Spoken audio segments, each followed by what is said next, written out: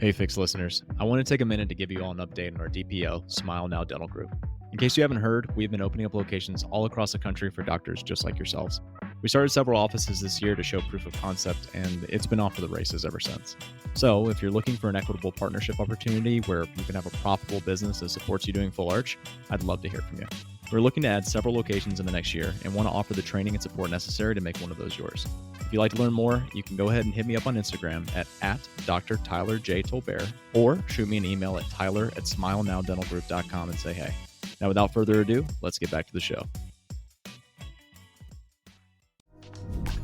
My name is Dr. Tyler Tolbert. And I'm Dr. Soren Poppy, And you're listening to the Fix Podcast. your source for all things implant dentistry.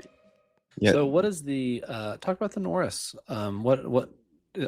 Is this like a 375 or a 35? Yeah, What's it's the a size on the It's a Norris? 375. It's a 375 with a narrow apex. To me, it's a nicely tapered apex, and the rest of it is threaded to the crest. Same exact thread the whole way. It's not aggressively threaded, and it has that added benefit of the bald surface, the non-threaded portion mid shaft. Mm-hmm. Yeah. Do you think that would have any indication for use with Transnasal as well? Yeah, I mean, exactly. kind of a similar concept. Yeah, definitely. It's yeah. I mean, it's really, you don't need that non-threaded surface in the transsinus, but you don't need threads in the transsinus portion either. So Sure. it certainly can be. Okay. Yeah. Fair. So one thing I don't think we've put a lot of attention to is pterygoid implants as well, right? So of course we've talked about the full gamut of of remote anchorage and things. So I'm curious, what kind of tips might you have for applying pterygoids in someone's practice? What kind of implant designs are you looking for there? Yeah. And are you a drill guy, osteotome guy, a little bit of both? Great Is it just question. day of the week. It's really funny because I did the same thing, by the way. I flew around the country watching people do this too, because there was really no defined techniques around and no real defined anatomical landmarks to use. And so it's funny that I'm not going to call myself one of the mentors here, but there are a few of us that started teaching this a while back. Each one of us has kind of adopted points of the others, and each one has distilled their own techniques. So I generally use, I'll start with an osteotome. I really use every landmark that I can. I use the hamulus. The hamulus is the medialmost point of the inferiormost point of the medial pterygoid plate. That's going to be my end point. Typically, I'll just imagine a point 20 millimeters above that is going to be my aiming point for this. And depending on how much bone there is under the sinus, I'll start as far forward as I can underneath the sinus or in the posterior maxilla. So typically, let's say a centimeter in front of the hamular notch, which, by the way, you really do need to reduce the tuberosity to make sure you're not losing all that wasted bone there, wasted length of an implant.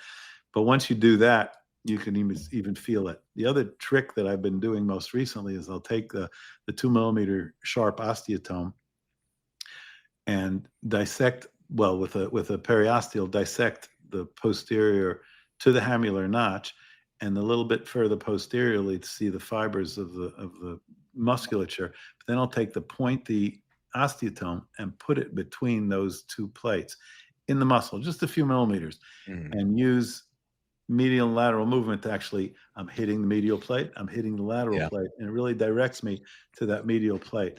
So that gives me a little bit more, every possible clue that I can get out of this patient, I'm going to use to get me the right direction.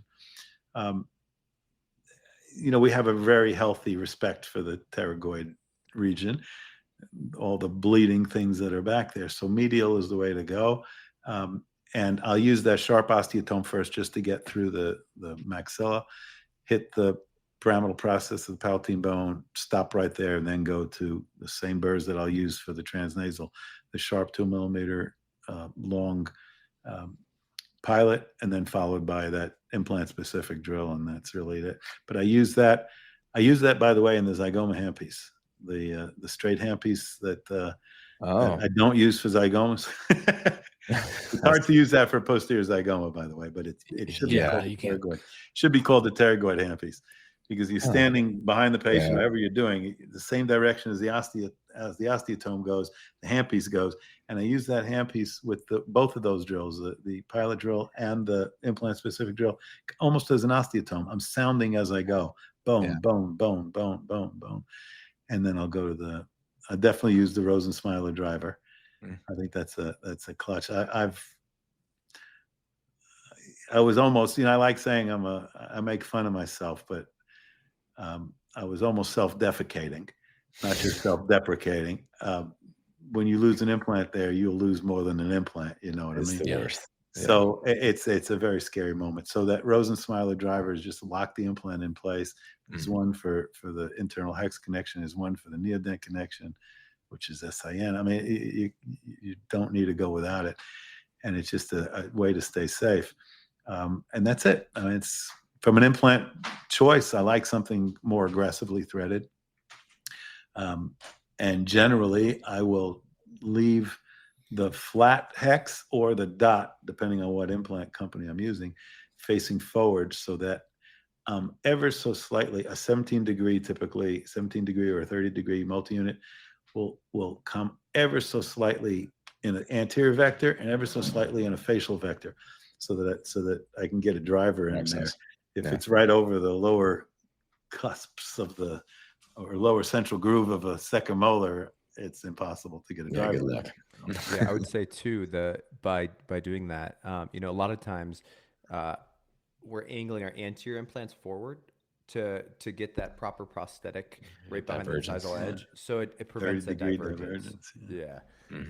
Which luckily now, I mean, I don't know if you guys are doing photogrammetry at all or anything, but something that's been very helpful in my office is our photogrammetry unit specifically will tell you the divergence. So that day, like, okay, I need to make a quick adjustment on my multi-unit if needed. But by having that anterior multi-unit, it matches the anteriors a little bit better as well. And a little tip too for listeners that I've been doing is when I have a case of a patient who, their teeth are flared forward quite a bit, and I'm doing my anterior implants angled forward quite a bit, I will not angle my posterior ones as much, maybe a little bit less than 30, because that will pull those forward as well, specifically when I'm doing pterygoids, so that everything's in line and I get much less divergence on those implants. That's smart. A question that I have for you about your medial angle for your pterygoid implants is, are you commonly trying to get full bone in contact going through directly at the medial plate, or what are your opinions on popping through that process into the fossa there?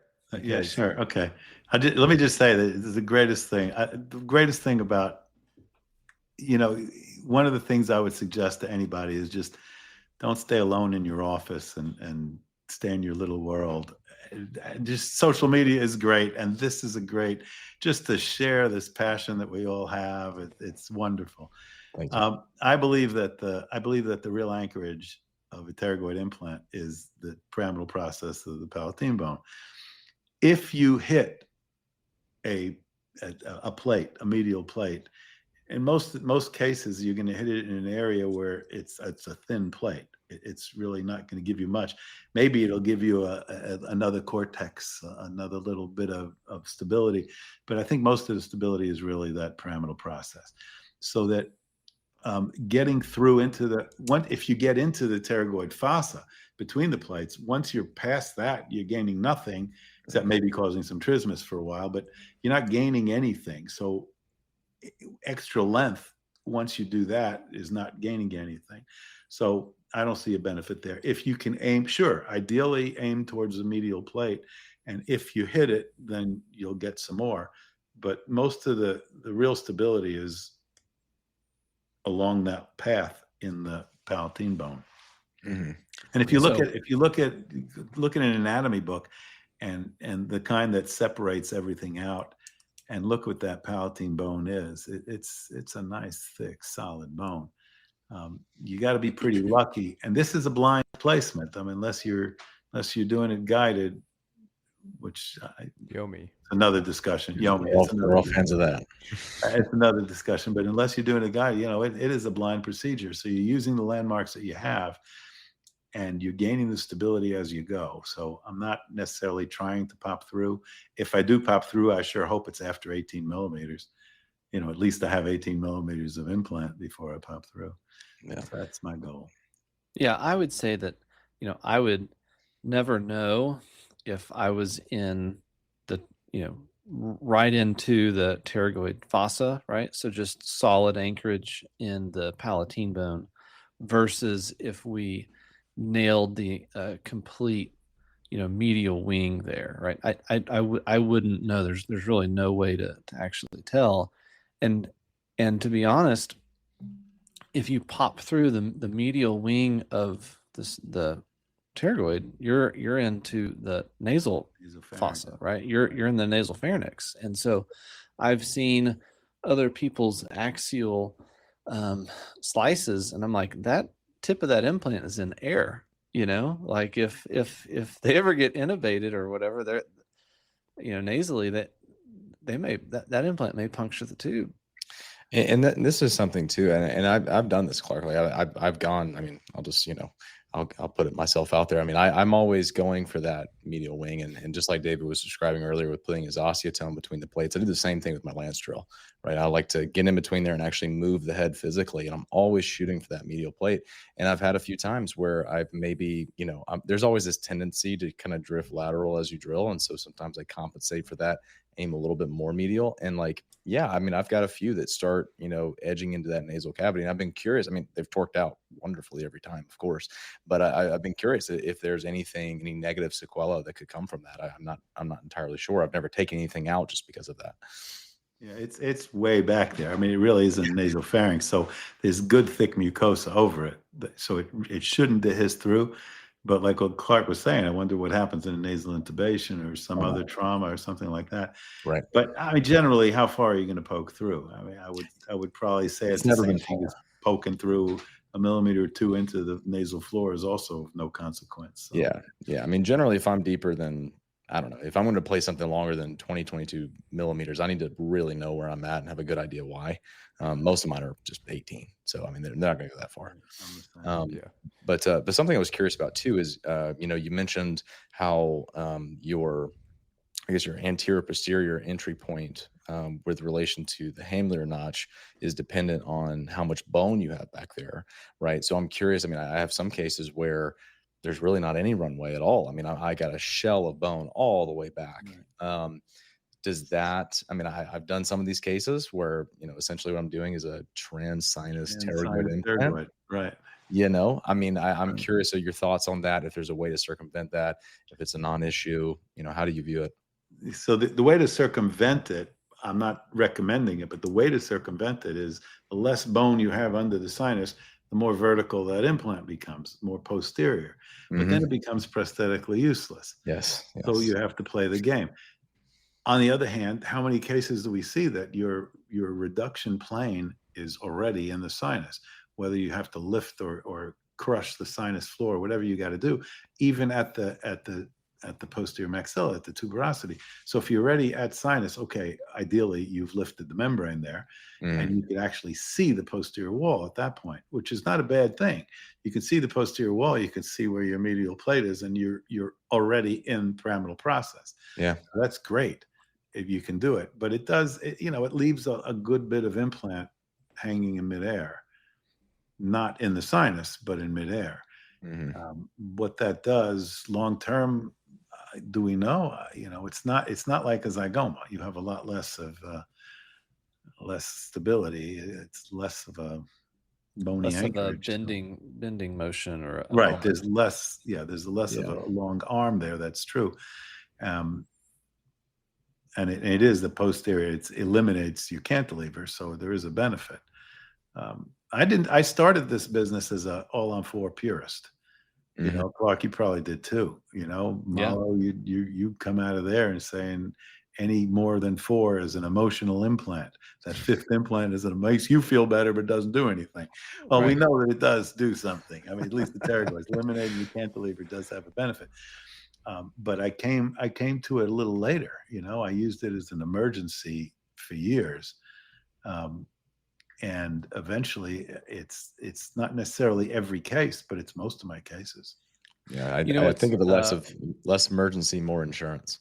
Yeah. No, I think go into surgery that you're only going to do it once and do it the best you can. I don't understand other clinicians who say, well, we want to save bone, we want to save this for when we have to redo it. Like if that's your thinking, then why even do it? Because when you have to redo it, it's on you, and it's even harder, you know? So, you know, in my practice, everybody gets a pterygoid.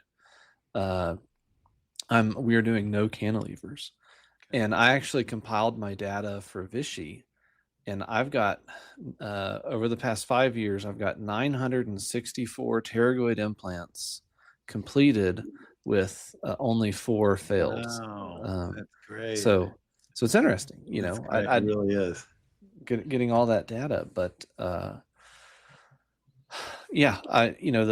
when you go to Nobel, they told you that the 5th implant, like you said, emotional implant, or it's the boat payment, right?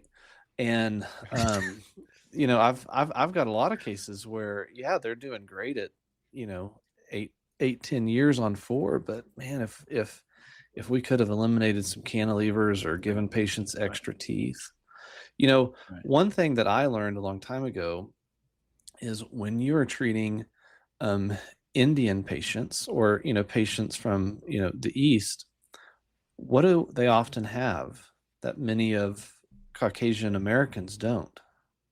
They often have 3rd molars. And so when you give them a all on 4 on 12 teeth, you know, they are upset. They're like, where's my back molars? Oh, we gave you a molar. And they're like, where's the other 4? So, you know, just you always have to think of that. That was a big aha, you know, moment of my, you know, Americanism. So just think that through, and that's you know, you want to make sure that you're doing pterygoids on them. I have one patient right now that I did, you know, I try to do retroframinal on every one of my cases as well to get those back molars, and it was an Indian patient, and I didn't get torque on that, so I just put a cover screw. I usually come back at 3 months, especially in the posterior mandible. Sometimes I'll get those where, you know, I come back at 3 months, expose it, and then add it to my case at that point. And her biggest complaint over and over and over again was that right side was that she was missing 2 molars back there.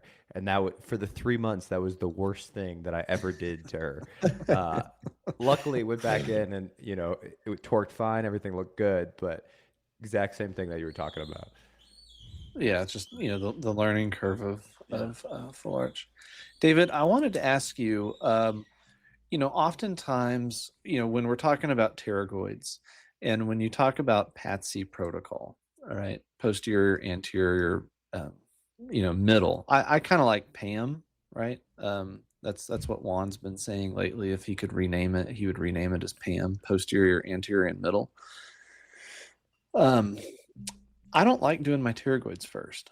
Now, if I know off the bat, hey, this is going to be a bilateral zygoma case, then sure, I will roll in and do the pterygoid first. But just on my run of the mill standard arch, let's say it's, you know, relatively easy in complexity, I actually like doing the anterior 4 implants first before I do the pterygoid, so that I can make sure that I get the platform all on the same level, right? Whenever we're talking about implant depth, I prefer to have my anterior 4 abutments on before I place the pterygoid. I find that really helps me get the correct depth versus having to go back in and forth and take an abutment off because you didn't get your pterygoid deep enough.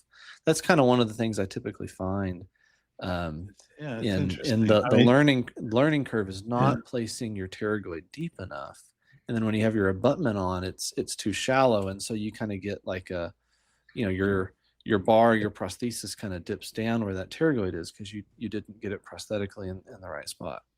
so yeah, it makes sense. That does make sense. So amp instead of Pam, but okay, I get it. That's how I approach some of my cases right now. The hard ones, we're doing the posterior, we're doing the pterygoid first, or I actually may do the anterior first on a really hard case. I'll do the two anterior ones, just to kind of get a good rep, and then I'll do the pterygoid, and then finish up with my zygoma.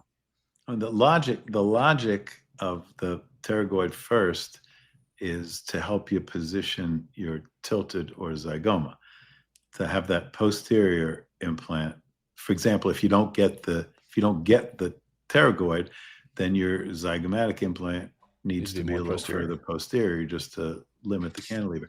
I mean, I understand that logic, but assuming that you're going to get them all, your logic is sure, good.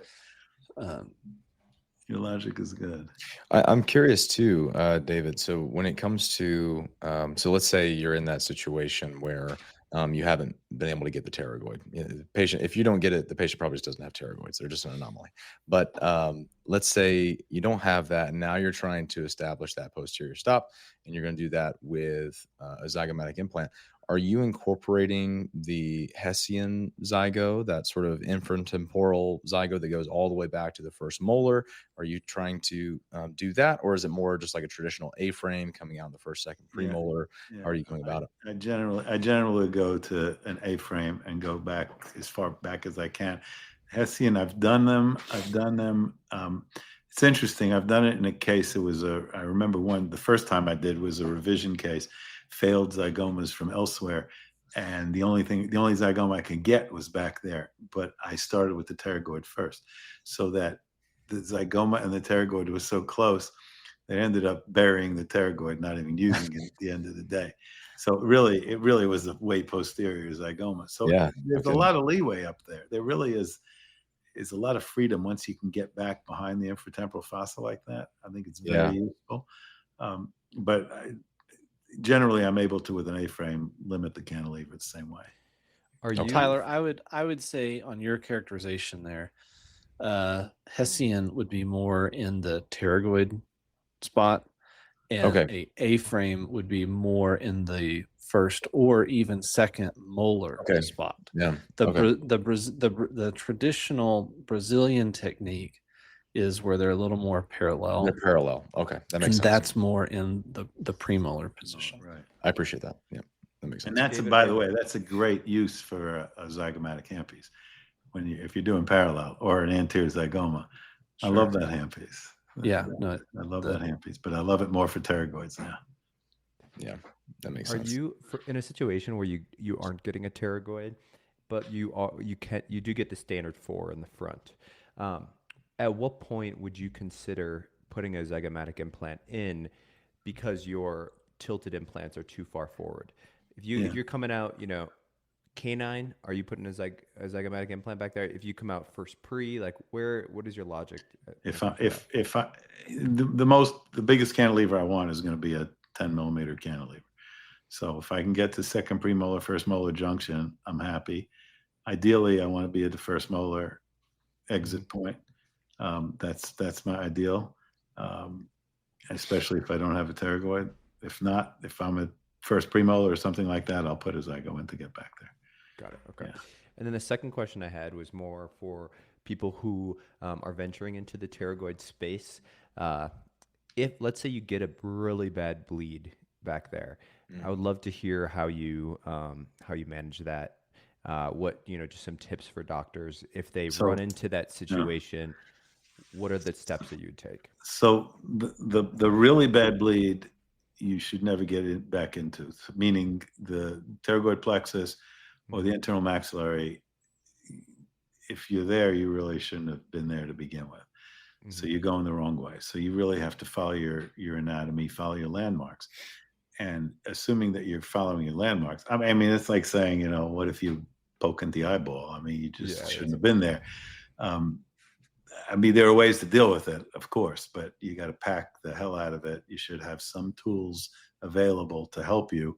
Avitine is something that should be in your office, microfibrillar collagen to help the first stage of clots. And by the way, the best way to use that Avitine is if you take a TB syringe, a 1 cc syringe. I do the same thing with bone. You just take a 1 cc syringe and cut off the tip, the Lurlock tip or the catheter tip, cut that off, and you could use it as a bone syringe too. You take your bone in your dapping dish and just fill it up from the bottom like we used to do with impression material.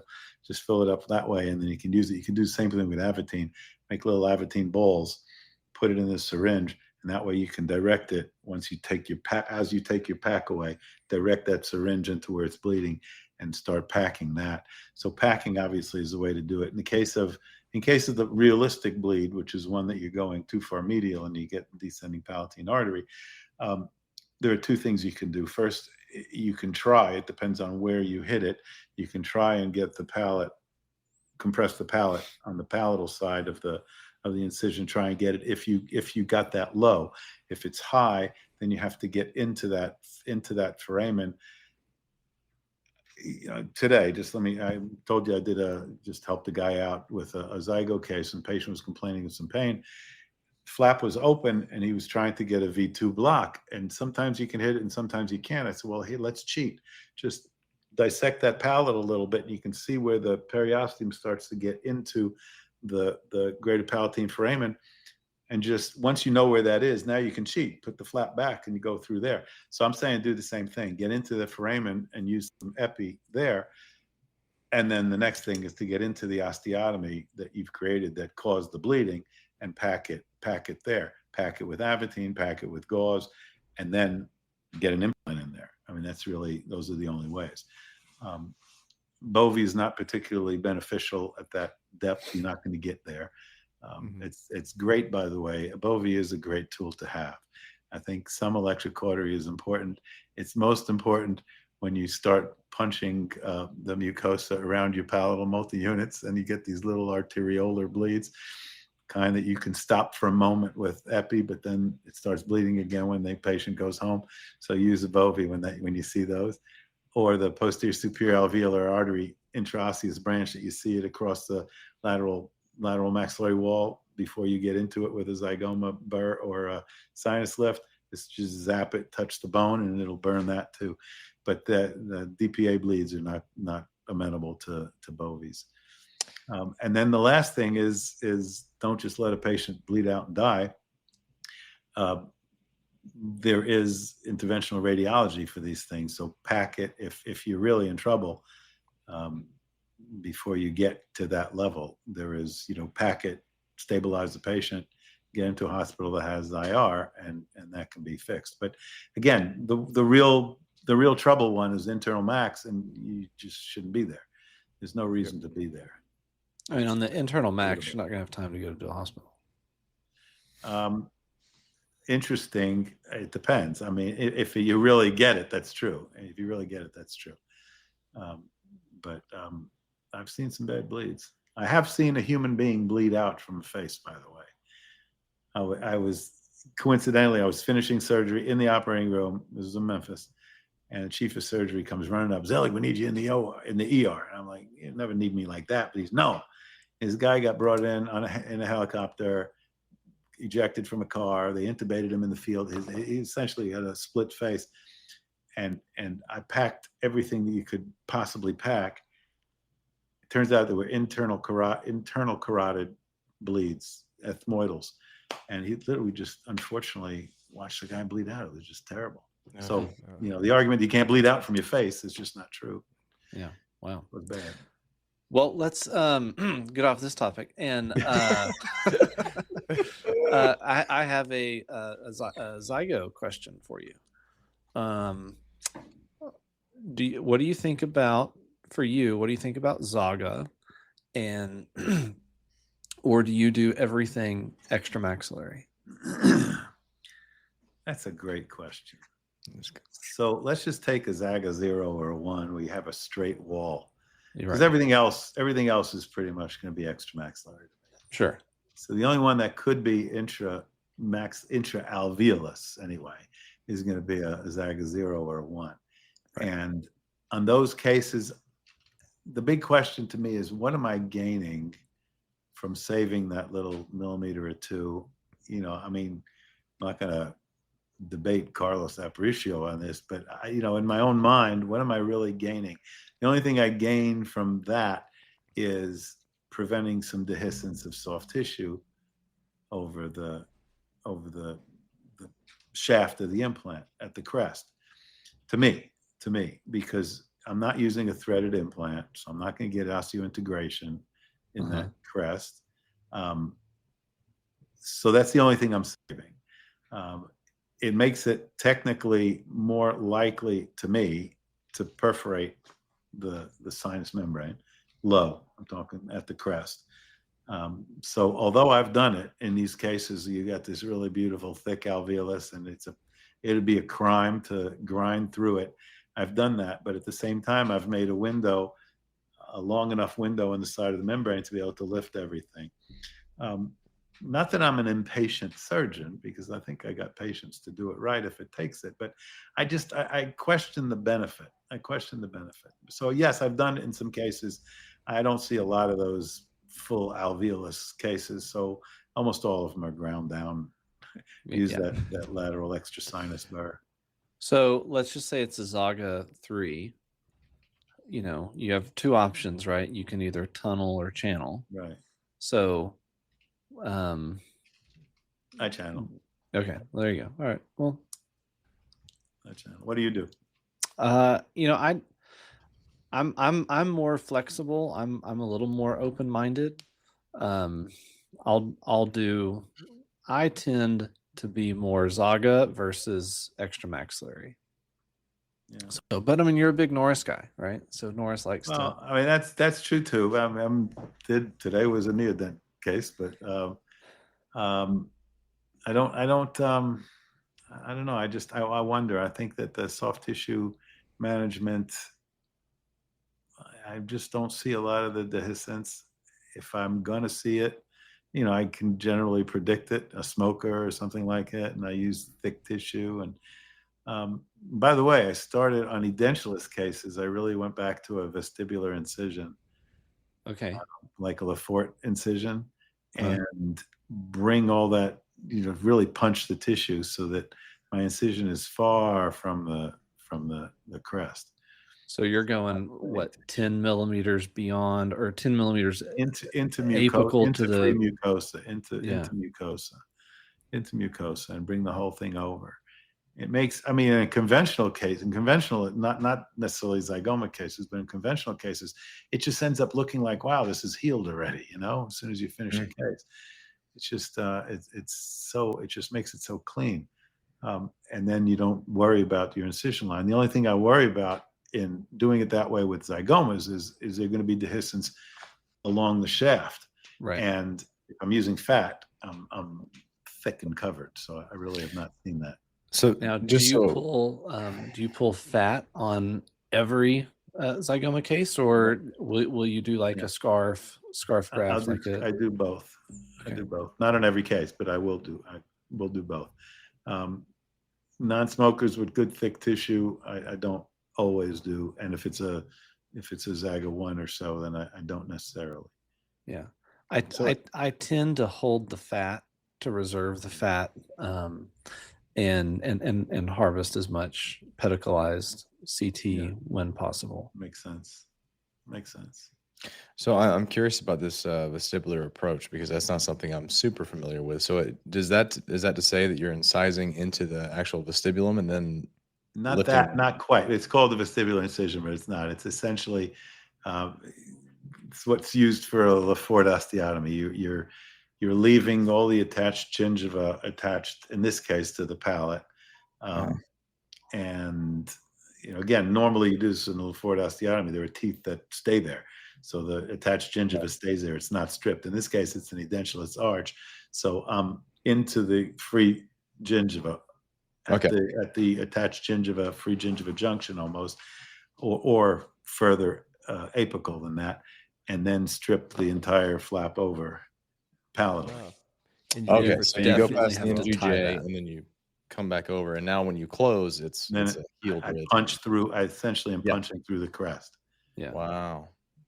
One of the drawbacks, though, is that you can't thin the palate. But on Correct. a edentulous case, Correct. you It's really just edentulous cases. yeah, it'd have to be a case where you don't have to do any tuberosity reduction or thinning or anything like So that. good. Nice question. So I do when I do, because how are you going to get your pterygoid in? Same problem. Yeah. So I do change that incision. I have to show you one day. It's Okay. toward the crest and then goes vestibular. At the tuberosity, it's crestal over the tuberosity and then comes over it like second. Yeah, I think I can see that. Yeah. Just looks like a denture almost. It kind of goes up and has a flame. Yeah. Nice. Wow. No, that's great. Wow. Now, one other question.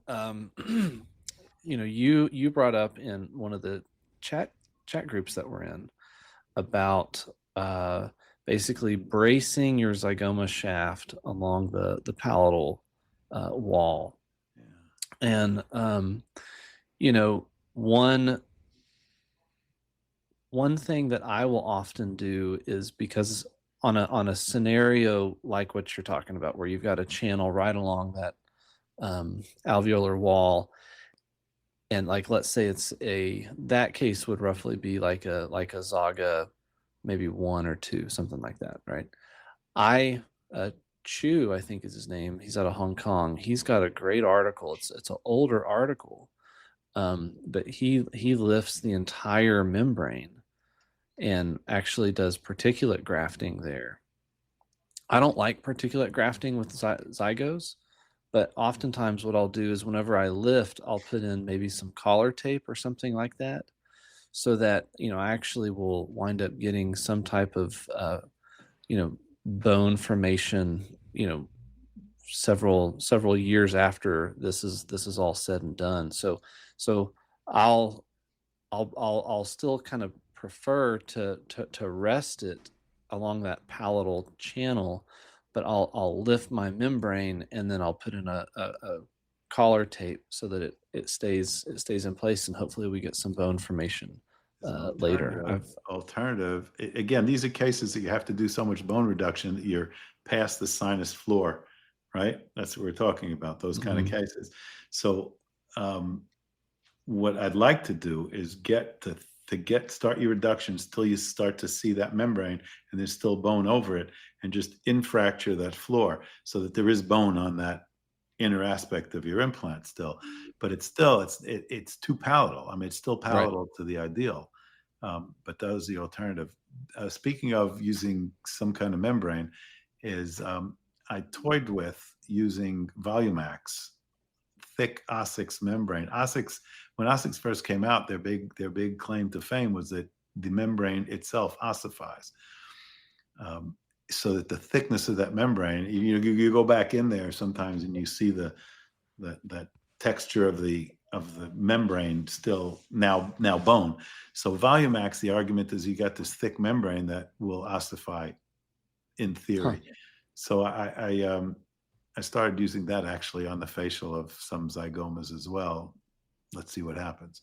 Well, that's easier than a Ramus graft. Yes, it sure is. So that's an alternative, is to use something like that, a good thick membrane. Certainly it'll help with any oroantral communication, but it might help with some ossification too. Well, I think that's a really good thought there, the Ossix Volumax.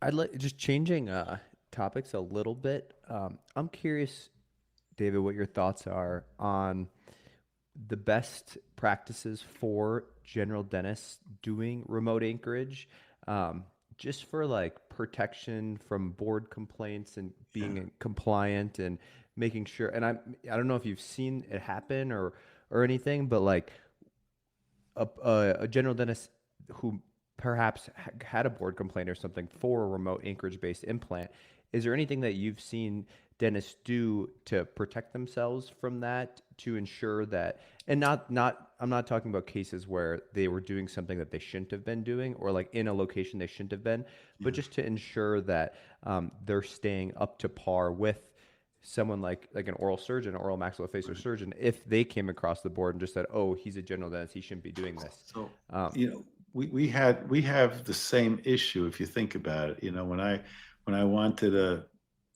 so I trained in a training program where we did our own hips. We took our own hip bone, and most of us do today. I went to Memphis, a very conservative town, and they didn't want to let me do it. So I spoke to the chief of surgery. Chief of surgery was an orthopedist who trained at Jackson Memorial, where Bob Marks was, and they wrote the book on grafting from the hip.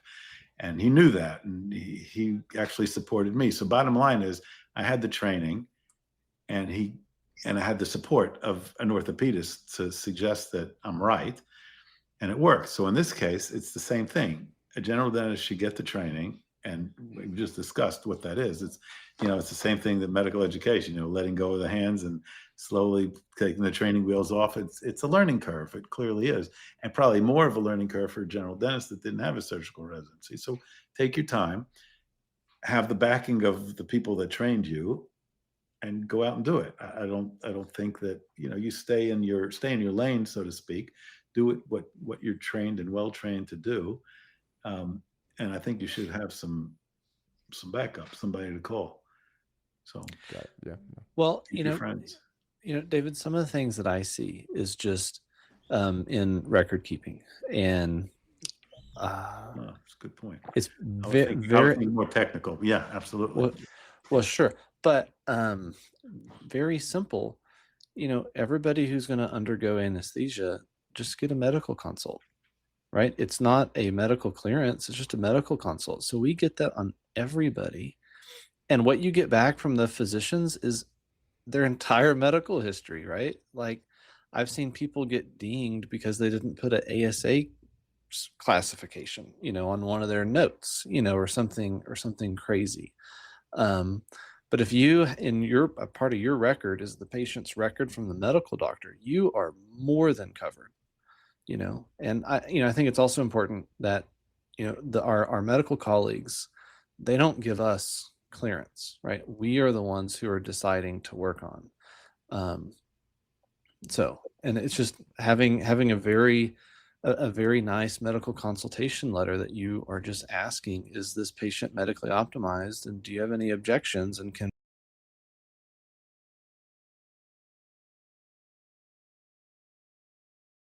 is you've been doing practicing oral surgery and then getting into the full arch dentistry.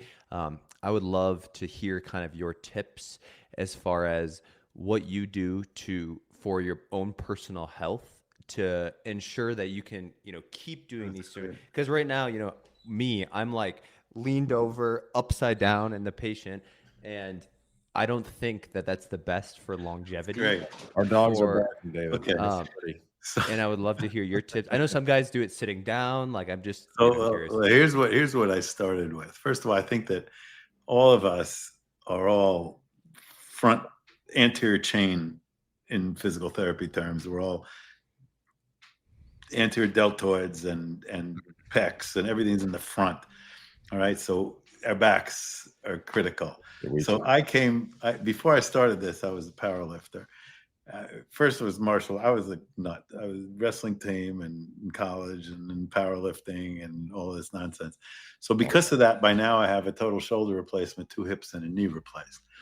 That's aside, but I'm still doing all this. I'm still lifting. I'm still doing the rest of it too. Good. Wow. So I think that staying fit and stretched and all that stuff is really critical. I really think that's very important, which opens up the other thing of balance in life, because I think I had a better balance in life before I became a full arch guy, but that's another discussion. You start to get down the rabbit hole.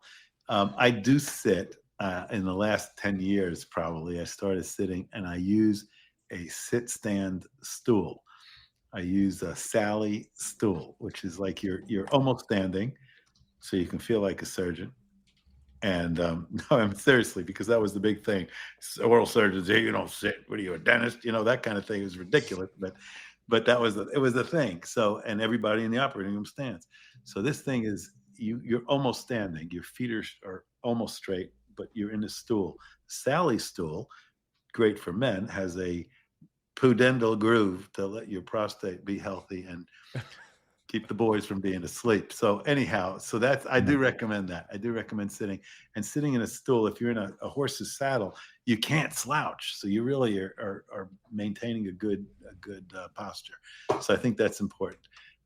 But sitting high so that you're still looking down and able to see what you need to see. Headlight, like I said, I don't use the loops. I used to use it for a lot in surgery, but not in arches. I feel like you got to see the whole What headlight? picture. What's that? What headlight do you like to use? I have the KLS Martin, the MedLed Chrome. Okay. But I've tried them all. I have another one that sits on my glasses.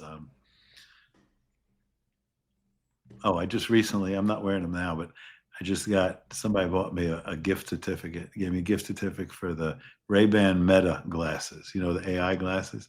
Yeah. And there's a camera in there. I actually started using it for filming in surgery. It's great. So someone suggested this to me on Instagram, and I was curious. Yeah, it is. It's great. There's something you can't use your headlight when you're doing that though. It's too bright. But once you take the headlight off, it's great. It really is very useful.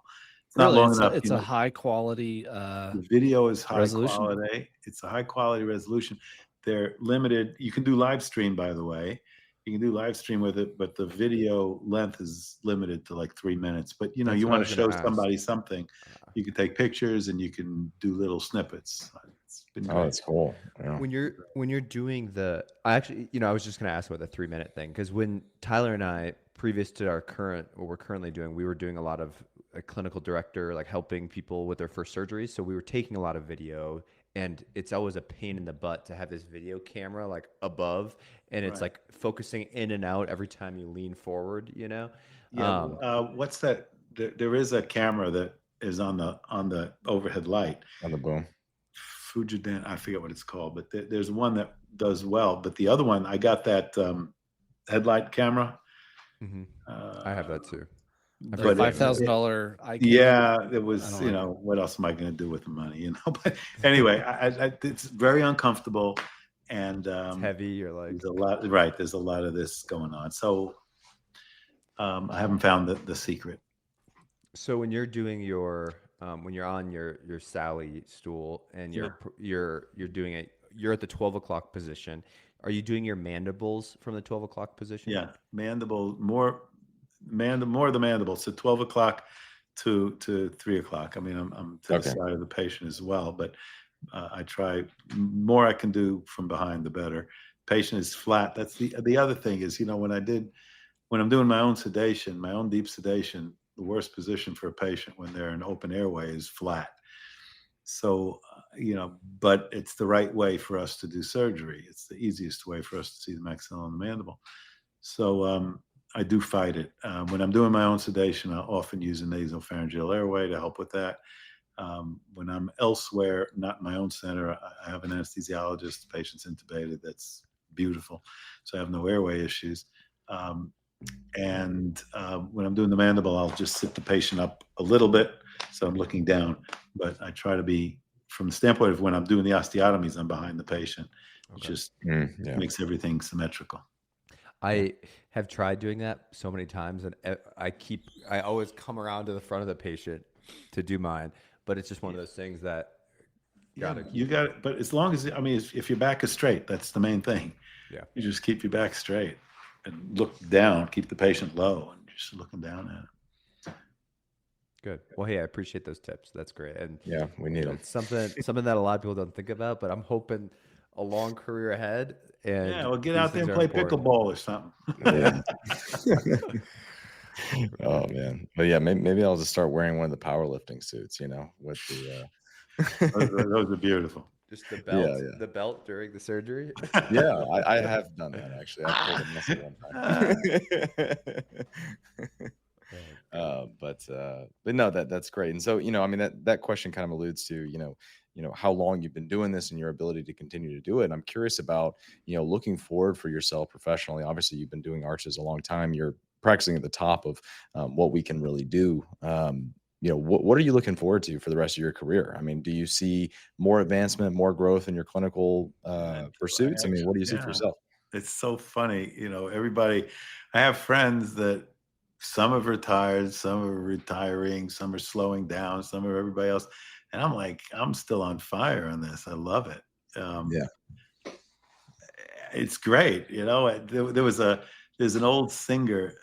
That was the other thing I did I was in a choir, but anyhow, this guy, we did this opera together, and the old man sang, "In the winter of my life, I feel like it is spring again," is what he's saying. I'm not in the winter of my life or anything, but I feel like this is keeping me going, excited in this every day. I love what we're able to do for patients. It's a privilege. It's a privilege, and I love it.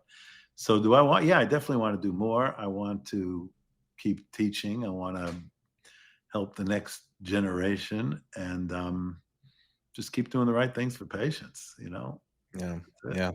And looking forward for, obviously you've had the wisdom and the experience to see how far Full Arch has come, all the way going back to, when Paula Malo was first talking about this kind of stuff. So, you have probably as much authority as anybody to say, what does it look like for the next 10 years? Where do you think Full Arch is going? What do you think people will be talking about on podcasts in, 2035 with regards to Full Arch? That's great. I definitely think that, we're getting to a point where we got a system that works. The patient-specific implant is going to find a way to get perfected for the multiply revised cases. Having had joint replacements, I think I could also tell you that orthopedists look at these things differently. They don't call failures. They're you need a revision. And you need a revision because, a car is not going to last forever unless it's maintained perfectly. And even an antique car is not going to drive the same as a new car, even if it's well maintained. So things do change. It doesn't mean failure as long as it's done right to begin with. Things can wear out. And we have the tools now to go to the next level. What is it going to look like? I think the business model is probably going to change. Some of the new guys with the great new ideas. We talked a little bit about the immediate finals. I don't know that that's going to last. I think that you also talked about the lifetime warranties. I don't think that people can stay in business when they're advertising pie in the sky kind of things that are not necessarily going to work. But it might be the flash in the pan. It might work right now. Yeah. I think the guys that are doing it right, responsibly, will end up, if I could use the term winning, will end up just being in for the long game. You'll still be doing it by then. Yeah. I don't know about me doing it, but I'm saying, it's as long as you're doing the right thing for the right reasons, you'll still be doing it. That's great. Well, we definitely appreciate having guys like you that are helping us and the next generation with these advanced techniques, and making sure that guys like Tyler and I coming up have the ability to fix these cases when we need to, because without people like you, we wouldn't be able to, or we wouldn't know where we could go. When stuff fails. You honor me by saying that, but you have no idea you're giving us life. I don't know what to say. It's great. It's great to have that. It's great to have that because I had that. I had those mentors. Yeah. I mean, Clark, we lost you, I think. You're on mute again. Yeah. Clark, you check your... I think now it's easier to have a tribe, right? And so it's easier to, collaborate. It's easier to talk about cases. And so I think that, advancement will be quicker, and it will be, better. I don't know what is around the corner. I don't know how it can get any better. I think what Malo, came out with, really started off a lot. And then what, things, like Dan, coming out and, I was doing pterygoids before Dan's book came out, but, Dan has really kind of helped, talk about pterygoids and then bring in the no cantilevers and really kind of broaden that out to where I really feel that, our implants are better and our patients are being treated better. So it'll be a fun, next chapter. But I think that the clinicians who are coming up, I think they have a better education experience, better access to education and access to a community. Yeah, and you can find that at Clark's course if you need good education. It's a good spot to go for sure. Yeah, that's right. Tyler and I and Caleb, who's our other partner, we talk about this a lot about, because we always are trying to stay ahead of the curve when it comes to like the business side of full arch. And where we're really excited about is the potential for a lot of like the AI and the prosthetics, as far as, I'm sure we'll get to a point where a lot of the design is going to be done via AI, and maybe you can take a picture of a patient, right, and then get a smile design, and that smile design will turn into, a surgical guide, right, or just like the provisional prosthetic already designed for you on those multi-unit positions. And that's what we're really, really excited for. I think that is going to be coming here pretty shortly. Yeah, I think a lot of the advancements we'll see are going to be on the prosthetic side and on the actual planning side of things, right? I mean, we had Dr. Sven Bone on here not too long ago talking about his programs that are doing fine element analysis to look at prostheses and figure out where their weak points are. And that's something, and that's something, will it break? Exactly, precisely. And, that's an AI-driven thing. AI can be driven to, either generate or analyze an implant plan, on an extremely atrophic case. It can figure out where the stress points are, or maybe even a patient-specific implant, like David was mentioning, finding where those stress points are going to be and how that's going to work out prosthetically. I think it's going to make us a lot smarter in terms of, what we're putting on top of our implants. But my hope is that the Yomi never catches up to us, and we'll still be the ones executing these surgeries. That's will always be a human being. Yeah, operating on a human being. Yeah, that's what I'm hoping for. I hope I get David's age and I'm still talking about, slinging arches, on the daily, and that's what I'm still able to participate in, and this will only get better as we go. But I guess time will tell. I have a perfect, not that I need a closing line, but we opened, maybe before we started recording, I thanked you for sending me what I call the Rush Limbaugh EIB microphone. So Rush Limbaugh, it turns out, if I can quote him again, before he got sick and before he died, he was also a tech expert, an Apple expert. Mm-hmm. He said, "I'm not afraid of dying. I'm afraid of all the tech I'm going to miss." Mm-hmm. And I think that's, that applies here, man. We're all growing up and getting older, but look how this is growing. It's amazing.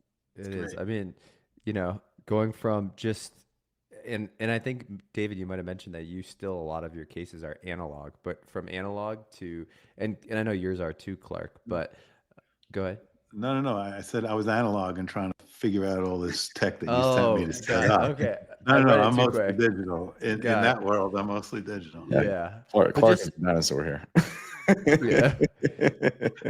Just like I don't have a prosthetist that I can just bring in and just say, okay, give them the teeth, Of course. Yeah. But the advancements on the digital side in the last 5 years have been exponential, which is amazing. So cool to be a part of. And, I'm incredibly excited to see what's to come in the next 5 years in that front. For sure. Well, David, thank you so much for taking this time with us to share your knowledge, your wisdom, and the energy you brought forth with this is just amazing. And you're obviously genuinely interested in this and appreciative of what we do, and that's just extremely humbling. Just as a host of the show, to have that. And Clark, of course, thank you so much for sparing your time to come on. And I appreciate the how you've escalated these conversations, because you're certainly able to pull more out of David than we are, given your experience. So I think this has just been an incredible interview, and I really appreciate you both for coming on. Thank you for the opportunity. I want to learn more from you guys. Well, you're too kind. Well, maybe we'll have you back on the show in the future, and you can share some more war stories. So thank you guys so much, and thank you all for listening. We'll see you next time on the Fix Podcast. Thank you. Have a great night. Bye. Thank you.